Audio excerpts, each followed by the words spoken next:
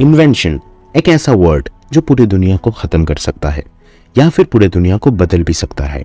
और हिस्ट्री में कुछ ऐसे इन्वेंशन हुए थे जिनके बारे में आज कोई जानता भी नहीं है।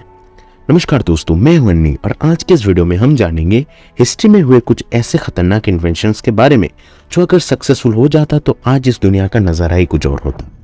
दोस्तों, इतिहास में कुछ ऐसे इन्वेंशन हुए थे जो मानव समाज को बहुत आगे ले गया और लोगों को मदद भी किया, जैसे अलेक्जेंडर फ्लेमिंग का पेनिसिलिन एंड थॉमस एडिसन का बल्ब और व्हील से लेके इंटरनेट तक ऐसे बहुत सारे इन्वेंशन हुए थे। लेकिन इनमें से कुछ इन्वेंशन ऐसे हैं जो सक्सेसफुल नहीं हो पाया था और कुछ का यूज आज के टाइम पे नहीं किया जाता है, जैसे द एंकिटेटेरा मैकेनिज्म। एंकिटेटेरा मैकेनिज्म एक एंशिएंट मैकेनिकल डिवाइस है जो सेलेस्टियल ऑब्जेक्ट्स जैसे मून, सन और बाकी प्लैनेट्स के पोजीशन को कैलकुलेट कर पाता था और इसके साथ साथ ये बहुत सारे एस्ट्रोनॉमिकल इवेंट्स को भी कैलकुलेट कर पाता था। कुछ रिपोर्ट्स के अनुसार इसको 1901 में स्पॉन्ज ड्राइवर्स के एक ग्रुप द्वारा मिला जब वो एंकिटेटेरा आइलैंड के सामने स्पॉन्ज ढूंढने के लिए डाइव कर रहे थे। और जब वो लोग स्पॉन्ज को कलेक्ट कर रहे थे तब उनको ओशन के एकदम नीचे ये चीज मिला था। और क्योंकि ये चीज एंकिटेटेरा आइलैंड के पास मिला इसलिए शायद इसका नाम एंकिटेटेरा मैकेनिज्म डिवाइस दिया गया। इसको आखिर किसने बनाया ये तो बताना इम्पॉसिबल है, लेकिन माना जाता है कि इसको शायद एंशिएंट ग्रीक्स के लोगों ने बनाया था ताकि वो सूरज, चांद और पृथ्वी के पोजीशन को कैलकुलेट कर सके। और अगर हम इसके डिजाइन और स्ट्रक्चर की बात करें तो इसमें कुछ कॉम्प्लेक्स गियर थे और कुछ पॉइंटर्स एंड डायल्स थे जिससे शायद किसी तरीके से एस्ट्रोनॉमिकल इवेंट्स को कैलकुलेट किया जा सकता था। और आज के टाइम पे इसका यूज नहीं किया जाता क्योंकि ये फर्स्ट सेंचुरी में बनाया गया था और उसके बाद ये खो गया। लेकिन 1901 में जब ये मिला तब इसको कैसे यूज किया जाता है वो किसी को नहीं पता था। और आज के टाइम पे ये ग्रीस के नेशनल आर्कियोलॉजिकल म्यूजियम में है। आर्किमिड्स हिटरे, the famous mathematician of all time Archimedes, जिन्होंने बहुत सारे इन्वेंशन किए और उन्होंने एक स्क्रू बनाया था जिसकी मदद से सी या ओशन से पानी उठाया जा सकता है और ये पानी इरिगेशन के लिए यूज किया जाता है और ये आज के टाइम पे भी इरिगेशन के लिए यूज किया जाता है। लेकिन आर्किमिड्स ने एक ऐसा डिवाइस भी बनाया था जो कि सूरज की किरणों की मदद से किसी भी जहाज या फिर नाव को आग लगा सकता था। दोस्तों, आर्किमिड्स ने इसको इस तरीके से डिजाइन किया था कि वो सूरज का मैक्सिमम रे एब्जॉर्ब कर सके और ये पूरा का पूरा ब्रॉन्ज स्टील से बना था एंड ये एक पैराबोलिक शेप में था।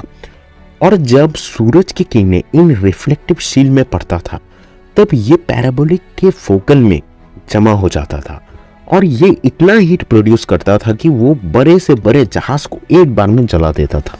लेकिन इसका यूज पहले के टाइम में भी ज्यादा नहीं किया गया है क्योंकि ये बड़े से बड़े जहाज को एक बार में जला देता था।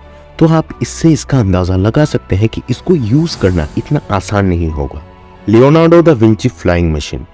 Leonardo da Vinci the greatest artist of all time, जिसने मोनालिसा की पेंटिंग बनाई और ये पेंटिंग अपने आप में ही एक मिस्ट्री है। खैर, इसके बारे में किसी और एक दिन बात करेंगे। पेंटिंग के साथ साथ दा विंची ने एक हेलीकॉप्टर भी बनाया था, लेकिन ये आज के टाइम के हेलीकॉप्टर जैसा नहीं था।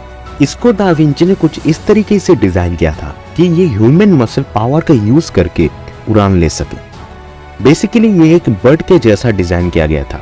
जैसे एक बर्ड अपने दोनों पंखों को फैलाकर उड़ सकता है वैसे ही उसमें एक रोटर लगा था और जब एक इंसान इसको चलाता था तब वो रोटर घूमता था एंड ये धीरे धीरे करके ऊपर उठता था। लेकिन इसको चलाना काफी मुश्किल होता था क्योंकि इसको चलाने के लिए आपको बहुत ताकत चाहिए एंड शायद इसीलिए इसको फर्दर डेवलप एंड यूज नहीं किया गया।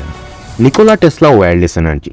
निकोला टेस्ला, इनके बारे में कौन नहीं जानता, जिन्होंने अपने टाइम में बहुत सारे इन्वेंशंस किए जैसे रेडियो, ऑल्टरनेटिव करंट, कॉइल और बहुत कुछ। और इनके बारे में जितनी बातें की जाए उतनी कम है। लेकिन इन सब इन्वेंशंस के साथ साथ उन्होंने एक ऐसा इन्वेंशन किया जिनके बारे में लोग ज्यादा जानते नहीं है, जिसको Nikola Tesla wireless power transmission कहा जाता है। इसका कॉन्सेप्ट ये था कि इलेक्ट्रिक करंट बिना किसी वायर से ट्रांसमिट किया जा सके, जिसमें एक लार्ज ट्रांसमीटर होगा जो कि इलेक्ट्रोमैग्नेटिक फील्ड जनरेट कर सके और ये इलेक्ट्रोमैग्नेटिक फील्ड छोटे छोटे रिसीवर द्वारा कैप्चर होगा एंड उसके बाद ये छोटे छोटे रिसीवर इन इलेक्ट्रोमैग्नेटिक फील्ड्स को इलेक्ट्रिक करंट में कन्वर्ट करेगा। लेकिन निकोला टेस्ला का ये वायरलेस एनर्जी ट्रांसमिशन का आइडिया एक सपना ही रह गया और ये कभी एक इन्वेंशन में कन्वर्ट नहीं हो पाया। और अगर उनका ये आइडिया सक्सेसफुल हो जाता तो आज के दिन आप जितने भी वायर्स एंड केबल देख रहे हो वो सारे नहीं होते।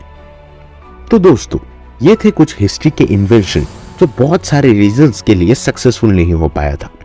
आपको क्या लगता है, ये सारे इन्वेंशन सक्सेसफुल होने चाहिए थे? कमेंट में बताइए। और अगर आपको ये वीडियो पसंद आया तो लाइक एंड सब्सक्राइब करना ना भूलें।